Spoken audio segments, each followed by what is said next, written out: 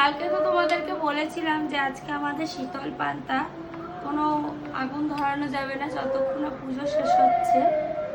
তো এই যে বাবুদেরকে আজকে তো ভাত আমি খাওয়াতে পারবো না, তাও আমার দাদা মানে আমার বড় বৌদি ভাত পাঠিয়েছে, কিন্তু ওরা সকাল দুটো এখন কিছু খাইনি, তো আগে এই যে সেরেলাক খাওয়াবো, তারপরে ভাত খাওয়াবো। আর কালকে সারা রাত সকাল তোজোর জ্বর ছিল, কেন না জ্বরটা নামছিলই না, প্রচুর পরিমাণে জ্বর ছিল। তারপরে সকালবেলা আবার প্যারাসিটামল দিলাম, রাতে তো খাইয়েছি তাও জ্বরটা নামেনি। তারপর আমাকে প্যারাসিটামল খাইয়ে ঘুম পড়িয়েছি। সকালবেলা দেখছি এমনি বক বক করতে করতে উঠে পড়েছে, আর খুব কান্নাকাটি করছিল আন্টি আন্টি করে।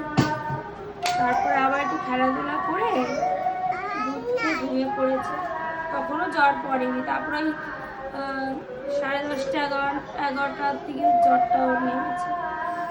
আর আজকে না আমি ওদেরকে স্নান করিয়ে দিয়েছি, কালকে স্নান করাইনি, আজকে স্নান করিয়ে দিয়েছি।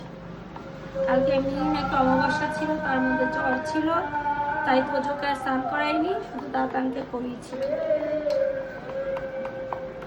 আর আজকে যখন খাবো সেরেলাক, রান্না বান্না হয়নি বলতে হবে না,